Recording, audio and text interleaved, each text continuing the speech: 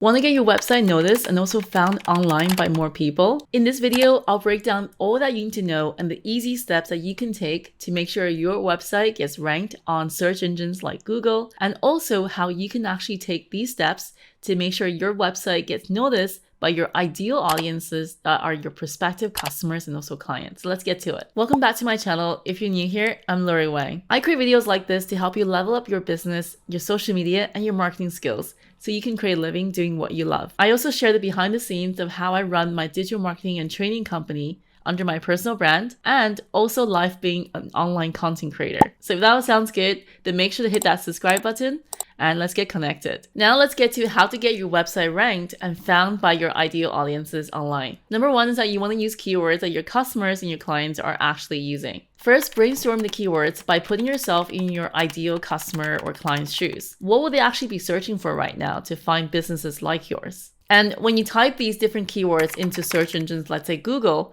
there's actually going to be a drop-down box of all different suggested terms that Google suggests can recommend to you that are relevant and complementary to what you actually have searched for. So definitely note these down as well as some additional ideas for yourself. You can also move on to using free tools, let's say Google Keyword Planner, where you can type in some of these search terms and it will actually break down the top search terms by which are the top volume search per month and also how competitive these terms are. Now, ideally, you want to go for the terms that have larger search volumes but low competition. And what that means is that you actually have a better chance of actually being shown on these search terms and having to compete with less competitors. Now, there's a great paid tool that I recommend if you have the budget for it, is to use KW Finder. And what it is that it actually tells you using their own calculations on the type of search terms that are really easy to target, that allows you to actually show up on these search terms where there's greater opportunities to get lots of potential eyeballs in your business, but not having to compete with too many other competitors. So very useful tool there. It's called KW Finder.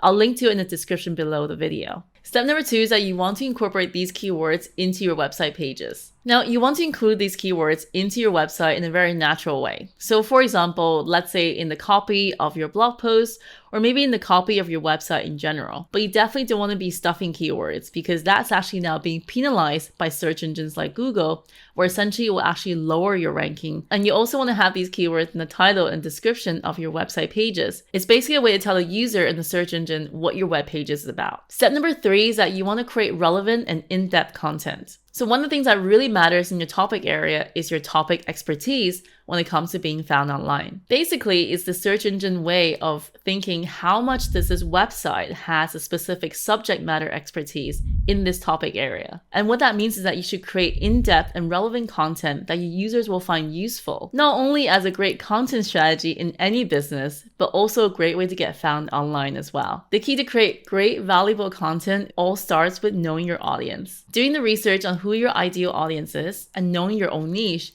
is a great way to create laser targeted content that actually speaks out to your audiences, to their specific problems and challenges. Once your content's created, make sure that you're actually describing the keywords that your audiences are actually using in your titles and your description of the meta tags on your website. And also make sure that the website URL reflects the similar keywords that you have in your search terms that you're targeting for as well. For example, it should be yourwebsite.com/keywords. Make sure your images are actually optimized on your website for the reader, and also ensuring that your whole entire page of content is actually easy to read and easy on the eye. Now, number 4 is actually making sure your website is mobile optimized. Now, I still remember the old days when I was trying to buy a dress online on a major retailer, which I shall not be naming, in the UK. And unfortunately, because the website wasn't optimized at the time for mobile, I was actually zooming in on this tiny little screen to find that payment button to buy the dress.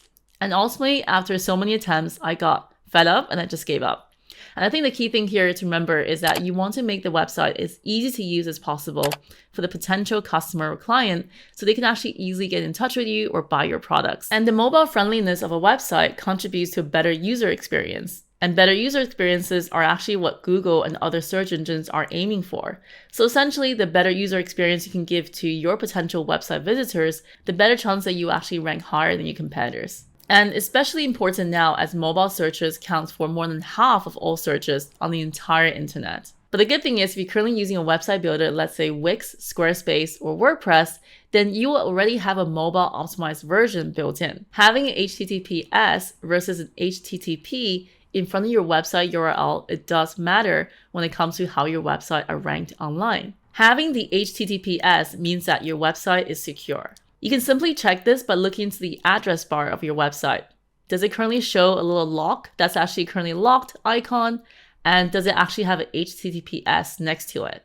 If you currently have that, then your connection on the website is secure. If it doesn't, then the website is actually vulnerable to attack. And you can easily remedy this by asking your website hosting provider to install an SSL certificate on your website. Now, Google as a search engine actually has said that having HTTPS on your website is a ranking factor when it comes to ranking websites under keywords. So it's definitely worthwhile having it installed if you currently don't have one. I hope you found the video helpful in getting your website found online by your ideal customers and clients. If you liked the video, make sure to give it a thumbs up and share with a friend who might also need this. And let me know in the comments below, are you going to be using any of these tips to improve your current website? And which one is it? Thank you so much for watching. Have a great day, and I'll see you next time.